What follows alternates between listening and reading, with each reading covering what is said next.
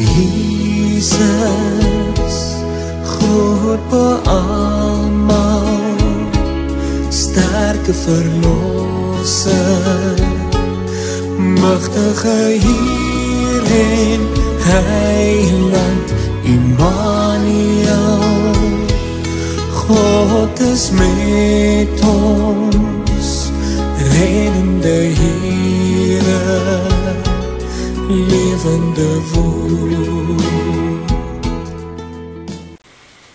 Goeiedag. Prof Kienig is nog besig om te kyk na een van die mens se eienskappe wat 'n antwoord op God se eienskap is. Dankbaarheid teenoor God se genade. Dis interessant wat gebeur as ons nadink oor ons verhouding met mense. Teenoor God se genade pas ons dankbaarheid. Maar wat van ons verhouding met ander mense? Natuurlik moet ons ook dankbaar wees teenoor hulle. Maar dis nie al nie. Is daar nie 'n sin waarin ons ook genadig teenoor ander moet wees nie?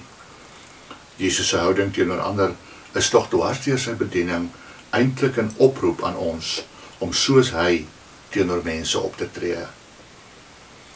Wat bedoel hy anders met sy houding teenoor die vrou wat op egbreek betrap is in Johannes 8? Sy houding is tog eintlik 'n appel op die Fariseërs om soos hy genadig teenoor haar te wees. En die appel aan die ouboet van die verlore seun is tog ook vergewe, wees genadig, Lukas 15. En die appel aan die Fariseër wat hom na ete genooi het, toe die vrou by sy voete kom staan en huil het, is ook dieselfde. Dit kom eintlik op dieselfde neer as 'n oproep om ander lief te hê. Daar moet 'n sagtheid en toegeneentheid in ons houding teenoor mense wees. Veral mense wat aan die verkeerde kant van die draad staan. Die liefde bedek alles, glo alles, hoop alles, verdra alles, sê Paulus in 1 Korintiërs 13 vers 7. Dis nie 'n probleemlose uitspraak nie, maar dis 'n sterk appel om genadig te wees. Om begrip te probeer opbou vir die persoon wat in die beskuldigde bank staan. Veral die eerste frase, die liefde bedek alles, kan misverstand wek. Ander vertaling lui, die liefde bly stil oor ander se foute, maar dit skep ook ernstige vrae. Moet ons dan toesmeer, deur die vingers sien, maak asof dit nie bestaan nie? Doen God dit?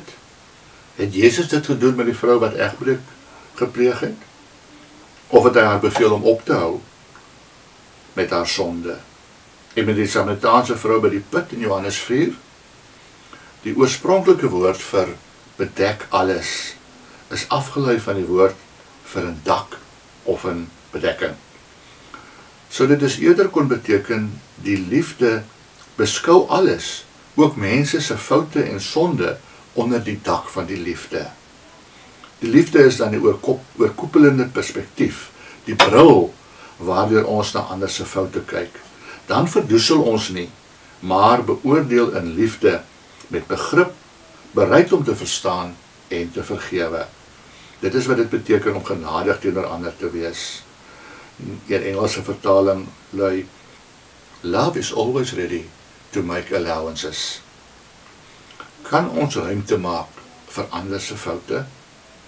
As ons terugdink aan God se genade, moet ook ons graag genadig wees teenoor ander, selfs al kos dit ons iets. Dit is meestal maklik om toegeeflik te wees, as dit ons niks kos nie, maar dit is goedkoop, terwyl God se genade duur was. Ons genade moet ook nie te gou grense bereik nie, want God se is oorvloedig, en ons moet bereid wees om op die ou end ander se foute of sonde te vergeef. Genade grawe nie ou koeie uit die sloot nie. Kom ons bid saam. Hemelse Vader, ek moet bely dat ons worstel met hierdie probleem van wat is reg en verkeerd. Hoe tree mens op teenoor die verkeerde, veral wanneer dit vir jou aangedoen word.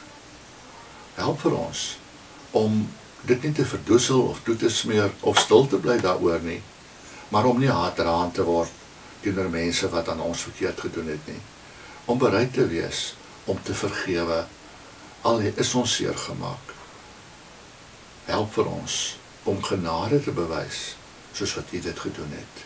In Jesus se naam. Amen.